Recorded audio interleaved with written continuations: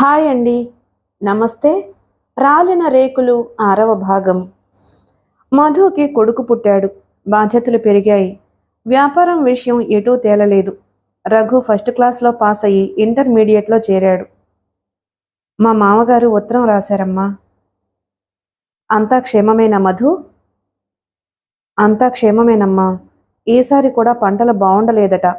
మాకిచ్చిన పొలంపై ఏదో కొద్దిగా ఆదాయం వచ్చిందట. మరంతేగా, మనం దగ్గరుండి చేయించుకోవాలి.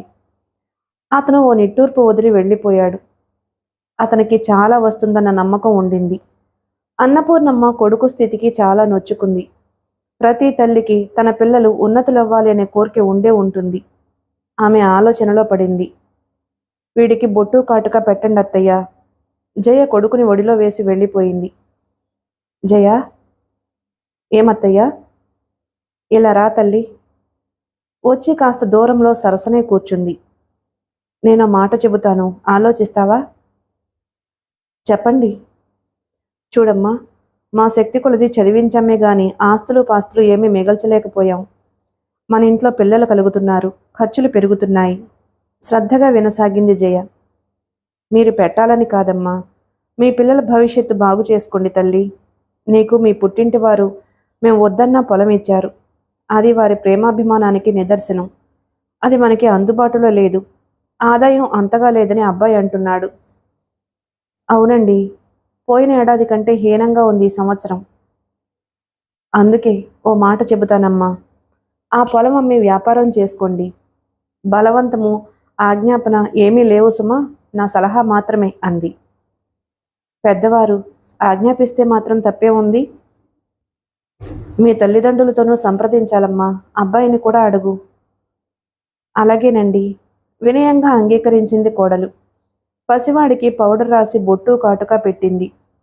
వారం రోజుల అనంతరం కోడలు పుట్టినింటికి ప్రయాణమయ్యింది.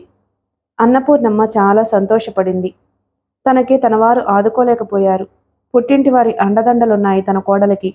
ఆ తృప్తే చాలు తను నిశ్చింతగా ఉండడానికి అనుకుంది. పూర్ణ, జయ వెళ్ళి అప్పుడే వారం దాటింది. ఇల్లంతా బోసిగా ఉంది సుమా అన్నాడు. అవును, ఆడపిల్ల ఉనికే వేరు. అంతా మీలాంటి దురదృష్టవంతులే ఉంటారేమిటి? వివాహమైంది మొదలు మీ దగ్గరే ఉండిపోయాను. దురదృష్టమా? అది అదృష్టంగా భావిస్తాను. నిన్ను చూడకుండా, ఈ ఇంట్లో నువ్వు లేకుండా ఒక్క క్షణం ఉండడం అసంభవం. చాలండి అతిశయోక్తి, నిండుగా నవ్వుకుంది. అమ్మ అమ్మ అంటూ వెంట తిరిగే శ్రీలత లేకపోతే ఆమెకేదో వెలితిగా ఉంది. ప్రతిరోజు ఆశగా ఎదురు చూస్తుంది.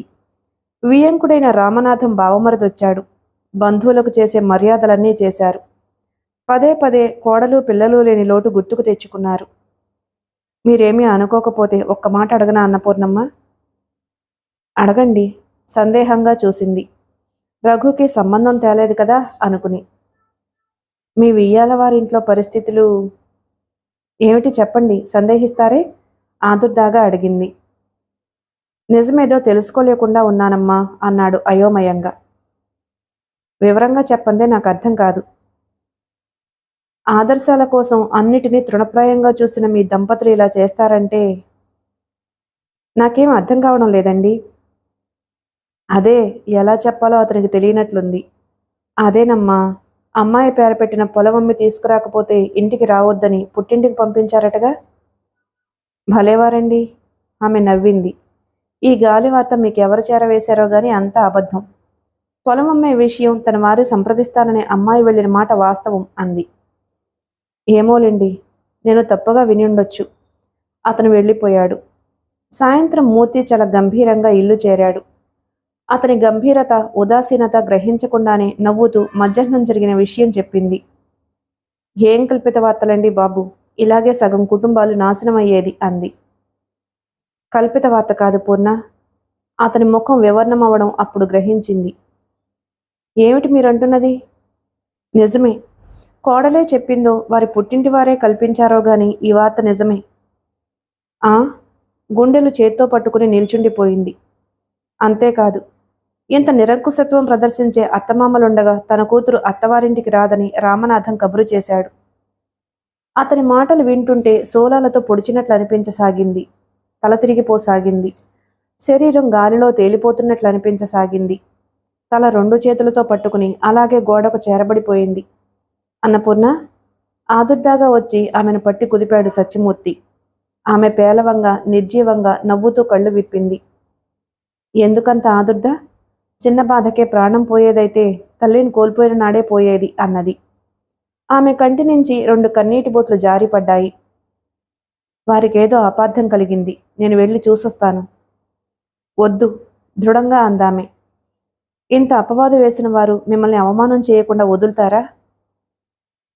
మరి సంసారం అన్నాక అవమానాలు, అపార్థాలు ఉంటాయి. మృదువుగా భార్య చెయ్యి నొక్కాడు. మూర్తిగారు, మీకోసం ఎవరో లైబ్రరీ వారు వచ్చారు. పబ్లిషింగ్ హౌస్లో ఉండే గుమస్తా కబురు మోసుకొచ్చాడు. నేను అరగంటలో వస్తాను. నువ్వు లేచి కళ్ళు కడుక్కో. అతను వెళ్ళిపోయాడు.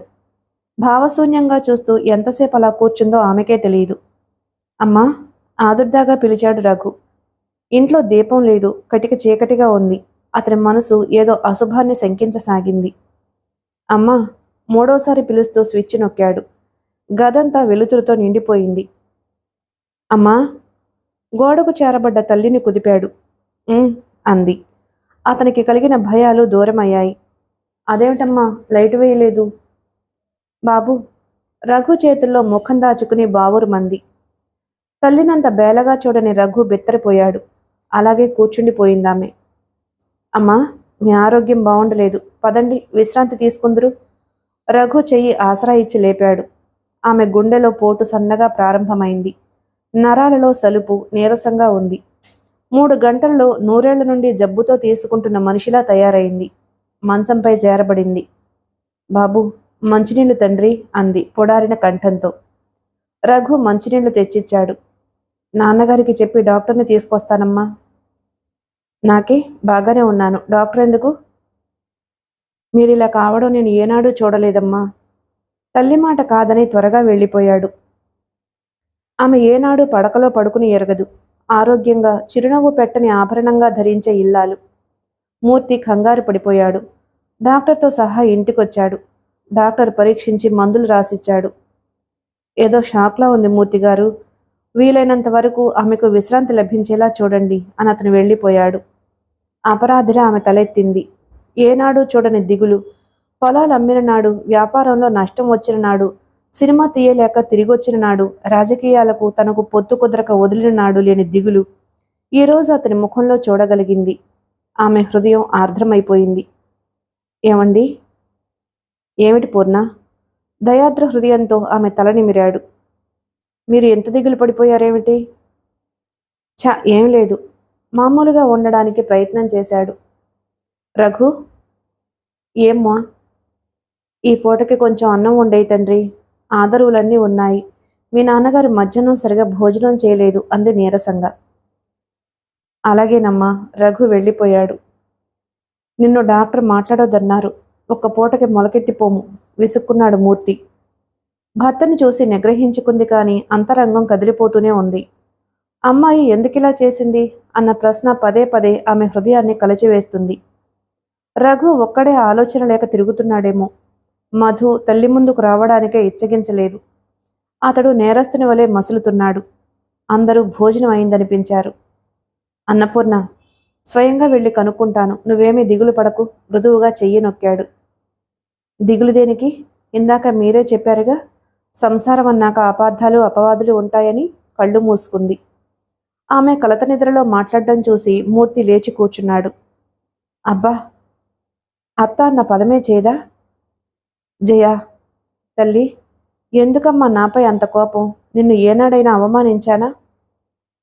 వద్దొద్దు, నిన్ను జైనేమీ అనలేదు. అమ్మా శ్రీ, నువ్వైనా చెప్పమ్మా. భగవాన్, కొడుకులు కన్న తల్లులందరినీ కుమారుల వివాహానికి పూర్వమే నీ దగ్గరకు చేర్చుకో తండ్రి. అత్త అన్న పదంలోనే చేదు ఉందని ఎరగనే.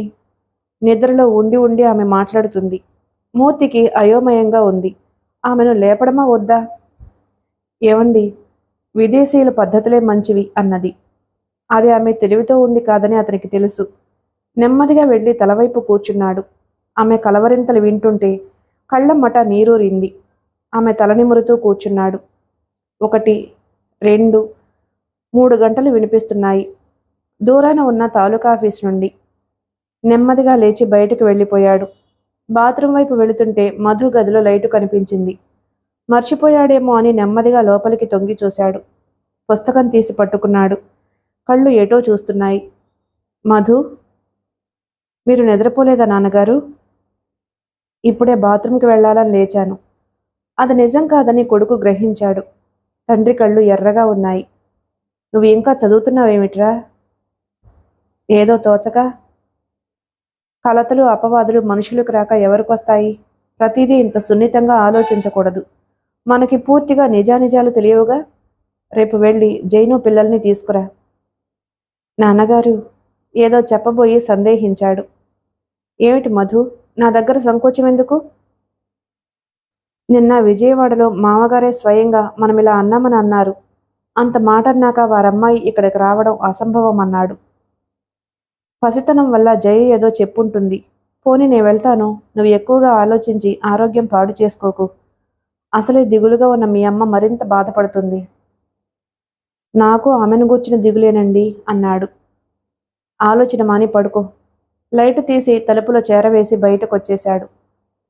అనారోగ్యం అనే మాట ఎరుగని అన్నపూర్ణమ్మ లేచి తిరుగుతున్నా ఆమె నీరసంగా ఉంటుంది. కోడలు వెళ్లిన సంవత్సరం నుండి ఆమె బయటికి రావడం మానేసింది. నరుడికే నరం లేని నాలుక అంటారు. అందున కుతూహలంతో ఎవరైనా ఇంటికొచ్చినా భయమే. ఏమ్మా అంత తీసిపోయావు? కళకళలాడుతూ లక్ష్మీదేవిలా ఉండేదానివి. పాపం, నిన్ను చూస్తే జాలేస్తుందమ్మా. కన్న కూతురి కంటే ఎక్కువగా చూసుకున్నావు కదా. పోనివ్వండి, మీరంతా బావున్నారా? మాట మార్చేది. ఆ సానుభూతి భరించే శక్తి ఆమెలో లేదు. Too good is too bad అన్న ఆంగ్ల సామెత గుర్తుకొచ్చింది. మనిషికి కీర్తి ప్రతిష్టలు ప్రవర్తన వల్ల రావన్న సంగతి కొత్తగా గ్రహించింది. ఒక అబద్ధాన్ని నలుగురు బలపరిస్తే అది నిజమే అవుతుంది. ఏమిటమ్మా పరధ్యాసలో ఉన్నారు? మనవరాలు గుర్తుకొచ్చిందా? ఆవిడ హెచ్చరించింది. ఆ, మరికొంతసేపు చూసి ఆవిడ వెళ్ళిపోయింది. బయట పని మనిషి కనిపించింది కాబోలు. ఇప్పుడు బాధపడితే ఏమి లాభం? ఇంటింటికి మంటిపోయే వెళ్ళింటికి బంగారు కోడలు వస్తుందా? అదుపులో పెట్టరు. ఆడపిల్లలు లేరని తెగ నెత్తిన పెట్టుకున్నారు. విసిరింది. అన్నేళ్లకు విరుద్ధంగా ఈ ఇంట్లో ప్రశాంతంగా ఉండేది. గుట్టుగా కాపురం గడిచేది. అది ఎవ్వరికీ ఇష్టం లేదు. అవకాశం దొరికితే ఏదో అనడం. పోనీలేండి, ఆ యమ్మతో అందరికీ పోలికేమిటి? ఆ యమ్మను మామూలు మనిషి అనుకున్న వారిది పాపం. పని మనిషి నోరు మూయించింది. పని మనిషిలో ఉన్న సంస్కారం కూడా విద్యావంతులం నాగరికులం అనుకునే వారిలో లేదు. అవన్నీ వింటూ అలాగే నిల్చుండిపోయింది. ఇలా ఎందుకు జరిగింది అన్న ప్రశ్న ఆమె ముందు భయంకరంగా నిల్చుని ఉంది. పరిస్థితులు తెలుసుకుందామని వెళ్లిన మూర్తి అవమానంతో తిరిగొచ్చాడు. అక్కడ ఏమన్నారో ఒక్క విషయమో భార్యకు చెప్పలేదు. ఊహించలేనంత మూర్ఖురాలు కాదామె. ప్రపంచ రీతులు బహు విచిత్రమైనవి. అవసరమైతే అమ్మా తల్లి అంటారు. అవసరం తీరితే రాక్షసులు రావణాసురులు అంటారు. తానంత బేల కాదు. పొగడ్తలకి పొంగిపోయి నిందలకి కృంగిపోదు. ఒక్కటే సమస్య, ప్రతి ఇంట్లో అత్తలు కోడంటను ఎన్నో రకాలుగా హింసిస్తారు.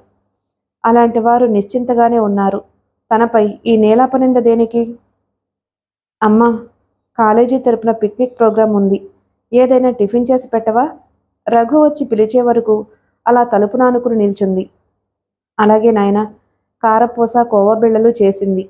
రఘుకి సర్ది చేసింది. మిగిలినవి తీసిపెట్టింది. ఆ రోజు చిత్రంగా తండ్రి కొడుకులు ఒకేసారి కాఫీకొచ్చారు. ఇంట్లో స్పెషల్ టిఫిన్ ఉందని మాకు తెలుసమ్మా. నవ్వుతూ చేతులు కడుక్కునొచ్చాడు మధు. వాళ్లకు పెట్టి కూర్చుంది. నువ్వు మాతో పాటు తీసుకోమ్మా అన్నాడు. అవును, కొడుకును బలపరిచాడు మూర్తి. భర్త మాటను గాని కొడుకుల అభ్యర్థన గాని తోసివేయటం ఆమెకు తెలియనే తెలియదు. తను తెచ్చుకుంది. అమ్మా, తీపి బిళ్ళలన్నీ నీకు చేదు, నాకే అంటూ ఓ చిన్నారి ముఖం ముందు నిల్చుంది. అది ఎవరో కాదు, శ్రీలత ముఖం. ఆమె ఎత్తిన చెయ్యి నీరసంగా జారిపోయింది. అన్నపూర్ణ, మళ్ళీ గుండె నొప్పొచ్చిందా? ఆదుర్దాగా ప్రశ్నించాడు మూర్తి. లేదు, ఏం లేదు. మరి నీ ముఖం అలా అయిపోయిందేమిటి? ఏం లేదు, తలనొప్పి మాత్రమే. బలవంతంగా కోవాబిళ్ళ నోట్లో పెట్టుకుంది. శ్రీలత నాయనమ్మ దగ్గర కొట్టేయాలని చేదు అనేది కానీ ఈసారి ఇవి నిజంగానే చేదుగా మారిపోయాయి ఆమె నోటికి. వాటిని అవతల పారేసింది. అహోరాత్రిలో ఒక్కటే ఆలోచన, కోడల్ని ఇంటికి రప్పించడం ఎలాగని. ఆమెకు తోచిన ఉపాయం ఒక్కటే, కొడుకు వేరుగా వెళ్ళిపోతే ఆ ఊహే ఆమె భరించలేకపోతుంది. కొడుక్కి ఎలాగైనా నచ్చచెప్పి పంపించెయ్యాలనుకుంది. ఆ మాట బయటకు చెప్పబోయే అంతలోనే విపరీతమైన నొప్పొచ్చింది. అందరూ గాభరాగా చూశారు. డాక్టరొచ్చి ఇంజెక్షన్ ఇచ్చాక గానీ కుదుట పడలేదు. మూర్తిగారు, మేము ఎన్ని మందులిచ్చినా మీ సహకారం లేనిదే పనిచేయవు. ఆవిడ ఆలోచించడం మానేయాలి. "ఉమ్." ఆయన ఓ నిట్టూర్పు వదిలారు. డాక్టర్ వెళ్ళిపోయాడు. ఆమె ముఖాన వెలువడిన చెమట బిందువులు తుడుస్తూ కూర్చున్నాడు. అలసిపోయి ఉందేమో నిద్రపోయింది. నిద్ర మేల్కొని చూస్తే మూర్తి ఇంకా మంచం దగ్గరే కూర్చున్నాడు. అతను దీర్ఘాలోచనలో మునిగి ఉన్నాడు. మీరు పనులన్నీ మానుకుని కూర్చున్నారేమిటి? మరేం చేయను? నవ్వుతూ అడిగాడు. ఆమె చేత పాలు తాగించాడు. నాకీరోజు చాలా నిరాశ కలిగింది అన్నపూర్ణ. ఎందుకు? ఆశ్చర్యంగా కళ్ళెత్తింది. నీ ప్రేమాభిమానాలన్నీ నావేనన్న గర్వం నాకుండేది. అబద్ధమని తేలిపోయింది. మంచి పరిశోధనే. నీరసంగా నవ్వింది. హాస్యం కాదు, నిజం. నీకు నీ బిడ్డలు, వారి క్షేమం ముఖ్యం. నా గురించి ఆలోచించనైనా ఆలోచించవు. అన్యాయం. వేటగాడి బాణం గుచ్చుకున్న పావురంలా గిలగిల్లాడింది ఆమె హృదయం. నిజమే, వారి కోసం నన్ను అన్యాయం చేస్తున్నావు. నా కోసం అన్నపూర్ణ. నీకోసం నువ్వు దిగులు మానే. ఈ పరిస్థితులు మనొక్కరికే వచ్చాయా? నిన్ను పోగొట్టుకుంటానేమో అన్న భయం అనుక్షణం నన్ను కృంగదీస్తుంది. ఏ పని చేయలేకపోతున్నాను. నీకెలా అర్థం చేయను? నాకు కదిలే ప్రతిభావం నీతోనే. నాలోని చైతన్యానివి నువ్వే. నిజం చెప్పాలంటే ప్రతి అణువులో నువ్వే జీవిస్తున్నావు. ఆవేశంలో అతని గొంతు బొంగురుపోయింది. అతని కళ్ళు సజలమయ్యాయి. ఆమె ఆర్ద్రంగా అతని చెయ్యి పట్టుకుంది. క్షమించండి, మీరు ఇంత బాధపడుతున్నారని గ్రహించలేదు. పరిస్థితుల ప్రభావానికి చలించకపోవడానికి నేను రాయిని కాను. సిద్ధత్వం పొందిన యోగిని కాదు, మామూలు మనిషిని. లాభం ఏమైనా ఉందా? లేదని నాకు తెలుసు, ఉండబోదని తెలుసు. ఇక మీదట నిగ్రహించుకోవడానికి ప్రయత్నిస్తాను. మీరు ఇందాక ఆరోపించిందంతా అన్యాయం. భగవంతుడే ప్రత్యక్షమై ఏదైనా వరమిస్తే నేను ఏ సంపద కోరను. ఇలాంటి మనిషి సాహచర్యం ఒక జన్మకు సరిపోదు. మరో 10 జన్మలు కావాలంటాను అంది. ఇక మాటలు చాలు. వీలైనంత వరకు విచారం మాని హాయిగా ఉంటానని మాటివు. ఆమె పట్టుకున్న చెయ్యి వదిలించుకుని ముందుకు చూశాడు. అలాగే. అతని చేతిలో చెయ్యి వేసింది.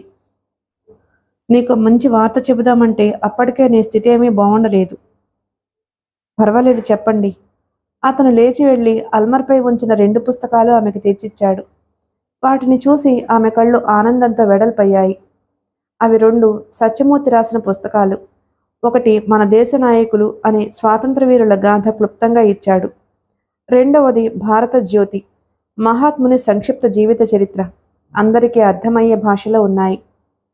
అన్నపూర్ణ, మొదటిసారి చిన్న పొరపాటు దొర్లింది సుమా. ఏమిటండి? నా ప్రతి చిత్తుప్రతి నువ్వు చదివి సూచనలు చేసేదానివి. నీ అనారోగ్యం వల్ల నీ ప్రియపుత్రుడు రఘు ఆ పని చేశాడు. పొరపాటు కాదు, చాలా మంచి పని. రఘు ఎవరండి? నా రక్తం పోసుకు పుట్టిన ప్రతిరూపం కాదు. అందుకే ఆ అపురూపం వేళాకోళం చేశాడు. మర్నాటికి పూర్తిగా కోలుకుంది. డాక్టర్ కూడా తృప్తిగా నిట్టూర్చాడు.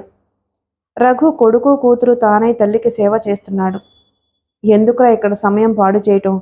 వెళ్ళి చదువుకో, పరీక్షలు దగ్గరకొస్తున్నాయి మృదువుగా విసుక్కుంది. నీ దగ్గర కూర్చోవడం సమయం వృధా చేయటం అవుతుందా? భలే దానివమ్మా. మరి నువ్వే నా మొదటి పేషెంట్వి. తల్లి మాటలు తేలికగా కొట్టిపారేశాడు. అన్నయ్య ఏడ్రా? లైబ్రరీకి వెళ్ళాడు. పిచ్చి తండ్రి, నన్ను తప్పించుకు తిరగవలసిన అవసరం ఏమొచ్చిందో నవ్వుకుంది. అది కాదమ్మా, అన్నయ్య ఏదో పరీక్షకి ప్రైవేటుగా చదువుతున్నాళ్లా ఉంది. వాడు రాగానే నా దగ్గరకు పంపించు అంది. ఆమె చాలా వరకు నిగ్రహించుకుంది. అమ్మా, పిలిచావా? మధు వచ్చి తల్లి సరసన కూర్చున్నాడు. అవును బాబు, నా దగ్గర కూర్చుని ఎన్నాళ్ళయింది? అదా, ఎంఏ ప్రైవేటుగా కడదామని చదువుతున్నానమ్మా. నీ దగ్గర కూర్చుంటే మాట్లాడాలి. అది నీ ఆరోగ్యానికి మంచిది కాదు. సరేలే, నాదో మాట వింటావా మధు? వేరే అడగాల అమ్మా, ఆజ్ఞాపించాలి గాని.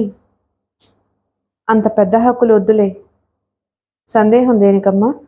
మీకు సంతోషం కలిగించే ఏ పనైనా చేయటం మా విధి అన్నాడు దృఢంగా. మా విధులు మేము నిర్వర్తించాలి మధు. మీ విధి నిర్వహణకు ఏం లోపం వచ్చింది? మమ్మల్ని ప్రేమగా పెంచారు, విద్యాబుద్ధులు గరిపారు. అసలు విషయం దాటవేస్తున్నాం మధు. నువ్వు వెళ్ళి కోడల్ని పిల్లల్ని తెచ్చుకుని విజయవాడలో కాపురం పెట్టు. అమ్మా, అమ్మగా అర్థిస్తున్నాను మధు. నన్ను ఇంకా లోకం దృష్టిలో చెడ్డగా చేయకు అంది కంఠంలోకి తీక్షణత తెచ్చుకుంటూ. అమ్మా, లోకం "హుం, లోకం ఏదో వాగితే లెక్క చేయవలసిన పని మనకేమిటి? మనం ఈ లోకంలో నివసిస్తున్నాం కాబట్టి. అంతా లోకానికి అనుగుణంగా జరగాలంటే మన మనస్సాక్షి ఉండకూడదా? నా మనస్సాక్షి అంగీకరించడం లేదు బాబు. వివాహం అయ్యాక స్త్రీకి భర్త సన్నిధి కంటే కోరదగిందేమీ లేదు. ఆ విషయం స్త్రీకి తెలియాలి. విసురుగా వచ్చింది. శాంతంగా ఆలోచించు నాయనా. 5 వేళ్ళు సమంగా ఉన్నాయా? జయకి చిన్నతనం, తన సంసారం, పిల్లలంటూ ప్రతివారికి ఉంటుంది. ఉండదని నేను అనడం లేదు. ఆమెకు ఇక్కడ జరిగిన లోపమేమిటి?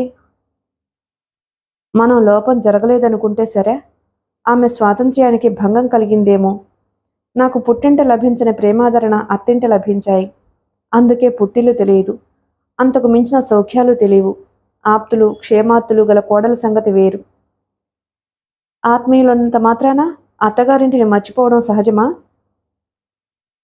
అది అప్రస్తుతం, అనవసరం కూడాను. చెప్పాను కదూ, వ్యక్తిని బట్టి పరిస్థితులు మారతాయి. పిల్లలకు తల్లి ప్రేమ ఎంత ముఖ్యమో తండ్రి ఆదరణ అంత విలువైంది. నీ బిడ్డలకు నీ ప్రేమ దూరమవ్వడానికి వీల్లేదు. వారు నీ అండదండలతో పెరగాలి. అమ్మా, మిమ్మల్ని వదిలి వెళ్ళడమా? ఊహించలేకుండా ఉన్నానమ్మా అన్నాడు బాధగా. అభిమానాలుంటే చాలు బాబు. ఎంత దూరం వెళతావు? మన ఇంట్లో ఏం కొత్త కాదు. జై ఊర్మికి మెచ్చుకోవాలి. మన వాటాదారుడి అమ్మాయి ఏం చేసింది? అల్లుడొచ్చే వరకు అత్తింటికి వెళ్ళనే లేదు. చూడు మధు, సంసారం కూడా ధర్మనిర్వహణే బాబు. మాపై అభిమానం ప్రదర్శించబోయి ధర్మధురుడు కాకు. నీ భార్యాబిడ్డల ఊసురు నా కంటకట్టకు. అమ్మా, అతని హృదయం గిలగిలలాడింది. ఇక మాటలొద్దమ్మా. అలాగే అలాగే పిలుచుకొస్తాను. నీకంతగా నన్ను ఇంట్లో నుంచి తరిమెయ్యాలనుంటే అలాగే వెళ్ళిపోతాను. అక్కడి నుండి లేచి త్వరగా పోబోయాడు. మధు, అతని చేయి పట్టి ఆపింది తల్లి. తరిమేయక ఏం చెయ్యాలి? అదిగో ఆ చెట్టుపై కిటికీ ఎదురుగా పిట్టగూడు కట్టుకుంది. దాని పిల్లలతో నివసించేది. వాటికి రెక్కలొచ్చాయి. గూడు సరిపోలేదు. తలో వైపుకు ఎగిరిపోయాయి పిల్లలు. అది అసహజమేమీ కాదు. ఇంకా నాకు వివరాలు దేనికి? మీరు చెప్పినట్టు చేస్తాను అన్నానుగా. అనగానే సరే నవ్విందావిడ. ఇంకో మాట కూడా ఇవ్వాలి. అడగండి. మీ కలహాలకు కలతలకు అమ్మ కేంద్ర బిందువు కారాదు. అమ్మా, అవును, నన్నంతే అర్థం చేసుకున్నావు. అతను రోషంగా లేచిపోయాడు. ఆగు మధు, కోపం వద్దు. అమ్మాయిని పిలుచుకొచ్చి నిర్లక్ష్యంగా ప్రవర్తించటం వల్ల మళ్ళీ గృహకల్లోలాలు, అశాంతి. నా వైపు నుండి ఎలాంటి తగువు రాదని హామీ ఇస్తున్నాను, సరేనా? తల్లి చేతిలో చెయ్యి వేశాడు. నువ్వు నోరు విప్పి తగువు తేవలసిన అవసరం లేదు. నీ ప్రవర్తన వల్ల ఎన్నో తగువులు రావచ్చు. అంటే? అర్థం కానట్టు చూశాడు. నువ్వు నిర్లిప్తంగా ఉన్న, ఉదాసీనత ప్రదర్శించిన నీ ప్రవర్తన కలహాలకు మూల కారణమవుతుంది. మరేం చేయాలి? అవి నేను చెప్పాలట్రా నవ్వింది. సంతోషంగా ఏమీ జరగనట్లే ప్రవర్తించాలి. ఆమె సమక్షమే నీ స్వర్గంలా భావించాలి. ఇంకా? కోపం వచ్చింది కదూ? కోపం వచ్చినా సరే అమ్మ మాట వినే తీరాలి. మా విషయాలు పట్టించుకోరాదు. అనవసరమైన శ్రద్ధ కనపరచరాదు అంది. అలాగే. సంతోషం. నీపై నాకు పరిపూర్ణ విశ్వాసం ఉంది. ఇందులో నువ్వు బాధపడవలసిందేమీ లేదు. ప్రతి ఇంట ఇలాంటివి సహజమే. ఆ మాటలు అంటున్నప్పుడు ఆమె గొంతు వణకడం అతను గమనించాడు. తిరిగి ఆమె వంక చూశాడు. హాలాహలమైన అమృతంలా మింగే యోగినిలా ఉంది. త్వరగా అక్కడి నుంచి తన గదిలోకొచ్చాడు. అతని మనసంతా అల్లకల్లోలంగా ఉంది. అమ్మ, ఆమె మొదటి సంతానం తను. ఎంత అపురూపంగా పెంచింది. అలాంటి అమ్మను విడిచిపోవాలి. అది ప్రకృతి సత్యమట. నవ్వొచ్చింది. ఏది ఏమైనా ఆమెకు మనశ్శాంతి లభిస్తుంది అనుకుంటే అలాగే వెళ్ళిపోతాడు. ఒక రాత్రంతా మదనపడి ఓ నిర్ణయానికొచ్చాడు. మర్నాడు ఉదయం లేస్తూనే తన నిర్ణయం తండ్రికి చెప్పాడు. అతను అపనమ్మకంగా చూశాడు. అమ్మకి మాటిచ్చాను నాన్నగారు, నన్ను క్షమించండి అన్నాడు బొంగురు గొంతుకుతో. క్షమించరాని అపరాధం నువ్వేం చేస్తున్నావని? ఎక్కడున్నా నీ క్షేమమే మాకు కావాల్సింది. మధు తల్లిదండ్రులకి నమస్కరించి తమ్ముడితో చెప్పి వెళ్ళిపోయాడు. మంచితనం మరోసారి ఓడిపోయింది. అన్నపూర్ణ, అతను ఆర్ద్రంగా పిలిచాడు. ఆమె దుఃఖిస్తుందని, ఎలా ఓరడించాలని చాలా బాధపడ్డాడు. అయితే అందుకు విరుద్ధంగా జరిగింది. ఆమె మామూలుగా ఉంది. ఏమండి, మీ ప్రసవ వ్యవహారాలు ఎలా ఉన్నాయి? ఆశ్చర్యం నుంచి తేరుకున్నాడు. అతనికి వాయిదాలపై ఇచ్చే ఏర్పాట్లు చేస్తున్నాను. చాలా మంచిది. ఈసారి మనం మంచి ప్రతులు ఏరి చాలా వెయ్యాలి. నాకు వేద్దామనే ఉంది అన్నపూర్ణ. ప్రతి చోట అవినీతే. మనం ప్రచురించిన పుస్తకం మంచిదా చెడ్డదా అని చూసే ఓపిక ఎవరికుంటుంది? ఎవడు ఎక్కువ పర్సంటేజ్ ఇస్తే వాడి పుస్తకాలు లైబ్రరీలకు రికమెండ్ అవుతాయి. అక్కడ ఈ పరిస్థితి మొదలైందా? అక్కడ ఒకచోట ఏమిటి, ప్రతి చోట అంతే. అవార్డులు మాత్రం న్యాయంగా ఇస్తున్నారా? ఒకరినే పైకి ఎత్తివేయాలి అనుకుంటే ఓహో అంటే ఆహా అంటారు. ఫలానా ధనుంజయ శాస్త్రి కథలంటే కథలు, ఒకడంటే రెండోవాడు చదువుతాడు. కథ యొక్క సారాంశం అర్థం కాదు, భాష అంతకంటే అర్థం కాదు. సంభాషణలు మరి దేవనాగరి లిపిలో ఉంటాయి. కథంతా చదివి ఈ మహానుభావుడు బుర్ర తడుముకుంటాడు. ఏమీ అర్థం కాదు. అదో గొప్ప విషయం. ఎవరన్నా ఫలానా పుస్తకం చదివావు, ఏమర్థమైంది అంటే వివరంగా చెప్పలేక గొప్ప పుస్తకం సుమండి అంటాడు. అలా గొప్పతనం అంటువ్యాధిలా పొక్కిపోతుంది. స్వతంత్రం వచ్చాక ఉపన్యాసం ఈ రోజే మీ నోటి మీదుగా విన్నాను సుమండి. పక్కున నవ్వింది. అతని హృదయం తేలిక పడింది. మరంతేనా? ఇంకో రకం పుస్తకాలు. ప్రతి అరపేజీకి ఓసారి హీరో హీరోయిన్ని ముద్దు పెట్టుకోవడము, చేతుల మీదుగా ఎత్తుకుపోవడము, కౌగిలించుకోవడము ఉంటాయి. మూడో రకం పుస్తకాలు. స్త్రీని నగ్నంగా వర్ణించి రచయితలు తాము తృప్తిపడడమే కాక పాఠకుల్ని తృప్తిపరుస్తారు. అలాంటివంటే మనకు పడనప్పుడు లాభాలు ఆశించటం కూడా దండగే. ఈ విధంగా మన ఆశయం నెరవేరాలని అనుకున్నాం కానీ లాభాలు కావాలని ఎవరు బాధపడుతున్నారు? ప్రయోజనాత్మకమైన పుస్తకాలు రాసే కొందరికి ప్రోత్సాహం, చేయూత ఇవ్వడమే మన ఆశయంగా ఉండాలి అంది. అది నిజమే. మనకి రఘు బాధ్యత కూడా ఉందిగా. వాణ్ణి చదివించి ఒక ఇంటివాణ్ణి చేయాలి. అది నిజమే. ఇద్దరూ మాట్లాడుకున్నారు. వీలైనంత వరకు భార్యకేదో పని కల్పింప చూస్తాడు మూర్తి. ఆమెను నిరంతరం వేధించే సమస్యల నుంచి దూరం చేయాలని అతని తాపత్రయం. ఆమె అతన్ని బాధ పెట్టకూడదని లేని ఉత్సాహంతో పనులు చేస్తుంది. అతను కనుమరుగవగానే దిగులుగా సర్వం కోల్పోయిన వ్యక్తిలా ఒకే చోట కూర్చుండిపోతుంది. కుమిలి కుమిలి ఏడుస్తుంది. అది మరీ బాధాకరం. ఒకరితో చెప్పుకుని ఊరట పొందేవారి దుఃఖం వారి ఆరోగ్యంపై అంత దెబ్బతీయదు. ప్రతిదీ తనలోనే దాచుకునే వారి ఆరోగ్యం తొందరగా పాడైపోతుంది. ఆమె విషయంలో అంతే జరిగింది. రోజు రోజుకి ఆరోగ్యం క్షీణించసాగింది. ప్రతి క్షణం తన మధుర స్వప్నాలే గుర్తుకొచ్చేవి. అన్నీ కలలుగానే మిగిలిపోయాయి. అమ్మా, ఉత్సాహంగా వచ్చాడు రఘు. అతని గొంతు వింటూనే తనను తాను సంభాళించుకుంది. వాడికి విమర్శనా జ్ఞానం వస్తుంది. వెళ్ళిపోయిన అన్నయ్యపైనే అమ్మకు అభిమానం ఉంది, నాపై లేదు అనుకుంటే? సంతోషం ముఖానికి పులుముకుని ఎదురొచ్చింది. ఏమనాయనా? పరీక్షలు ముగిశాయమ్మా. అన్నీ చాలా బాగా రాశాను. నాకు తెలుసు. కాళ్ళు కడుక్కుందా, షర్బత్ ఇస్తాను అని త్వరగా అక్కడి నుంచి వెళ్ళిపోయింది. అతను మరోవైపు వెళ్ళిపోయాడు. రఘు సెలవుల్లో పూర్తిగా తండ్రి దగ్గరే గడిపి వ్యాపారంలోని లోతులు క్షుణ్ణంగా గ్రహించాడు. ఆర్థిక స్థితి కూడా అంత బాగోలేదు అని తెలుసుకున్నాడు. చేతికి అందినంత ఖర్చు పెట్టే వయసు, తల్లి తండ్రి దగ్గర లభించిన సుశిక్షణ వల్ల అతను ప్రతిదీ క్షుణ్ణంగా అర్థం చేసుకుంటాడు. క్లాసు రాకుండా ఉంటే బావుండని ప్రార్థించాడు. సాధారణంగా 4 పేపర్లు పాడు చేసిన వాడు కూడా ఏ చిన్న అవకాశం వల్లైనా ఫస్ట్ క్లాస్ రాదా అని గాలిమెడలు కడతాడు. కొందరి పరిస్థితి వేరు. రావాల్సిన మార్కులు వచ్చి చదవాలనుకున్న కోర్సు చదవకపోతే చాలా దారుణం. ముఖ్యంగా మధ్యతరగతి కుటుంబాలలో పుట్టిన వారి స్థితి అన్యాయంగా ఉంటుంది. రఘు క్లాస్ రావద్దని కోరుకున్నది అందుకే. క్లాసు వచ్చినా చదివించలేకపోయామే అన్న బాధ ప్రతిక్షణం తల్లిదండ్రుల్ని పీడింపరాదని అతని అభిప్రాయం. అతను ఆశించింది ఏదీ జరగలేదు. క్లాస్ వచ్చింది, కానీ హయ్యెస్ట్ మార్కులతో కాదు. అతనికి సంతోషం, విచారం రెండూ ఒకదాని వెంట ఒకటి ఉక్కిరిబిక్కిరి చేయసాగాయి. నీకు క్లాస్ వస్తుంది అని తెలుసురా? తల్లి ఆనందం పట్టలేక కొడుకు చుబుకో నిమిరింది. వాడి మాట వాడు నిలబెట్టుకున్నాడు. మన మాట మనము నిలబెట్టుకోవాలి. సాలోచనగా తలపంకించాడు మూర్తి. అప్పటికే ఇంచుమించు మెడికల్ కాలేజీలలో డొనేషన్ ప్రవేశపెట్టారు.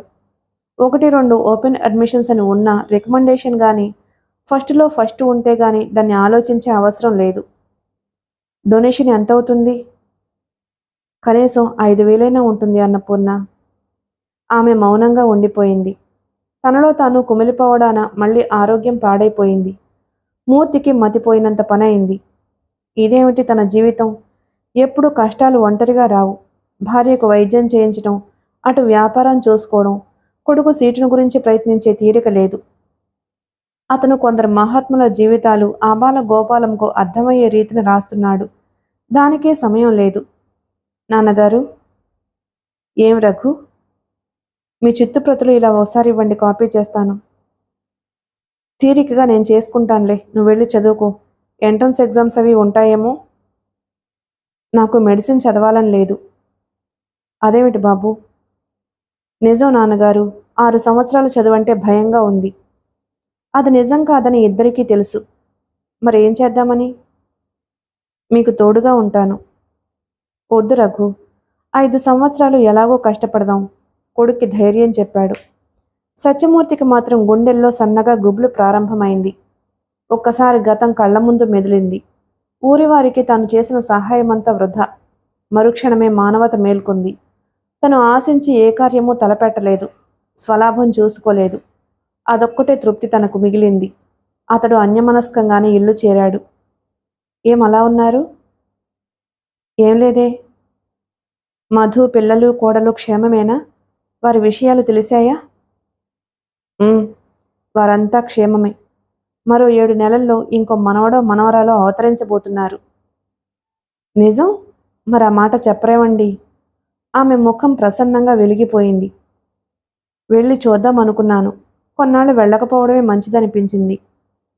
ఒక్కసారి ఆగిపోయింది. ఏమిటన్నపూర్ణ?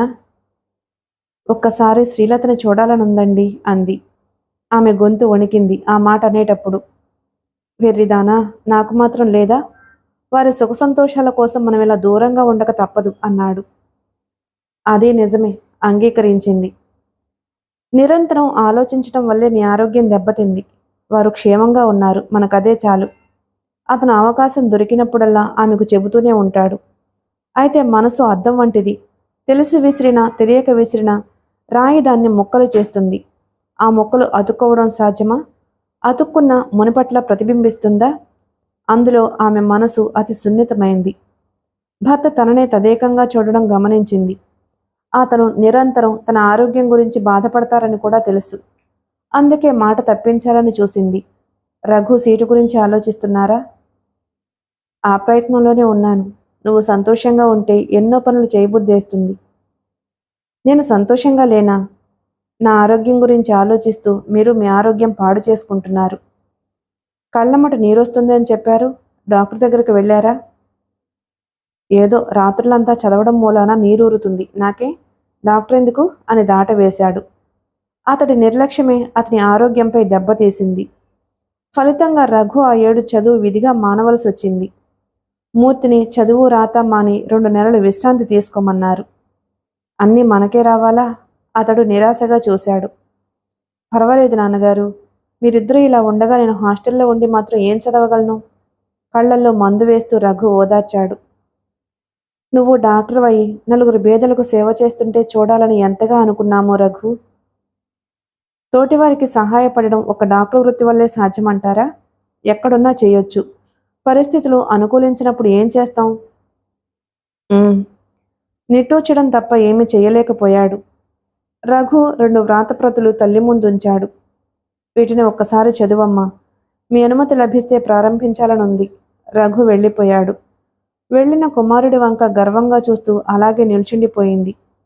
అన్నపూర్ణ, వస్తున్నాను. భర్త దగ్గరకు వెళ్ళింది. రఘు వెళ్ళిపోయాడా? వాణ్ణి తలుచుకుంటేనే బాధగా ఉంది అన్నాడు. ఎందుకు? నవ్విందామె. నాకు గర్వంగా ఉంది. జీవితంతో రాజీ పడడం నేర్చుకున్నవాడే నిజమైన యోగి. అది ఇంత చిన్న వయసులో వాడికి అబ్బింది. ఏమో, నాకేమీ అర్థం కావడం లేదు. ఆయన ఓ నిట్టూర్పు వదిలాడు. కాలచక్రం పరిగెడుతూనే ఉంది. మిగిలిన కథ తరువాయి భాగంలో విందాం. Please like and subscribe my channel. Thank you.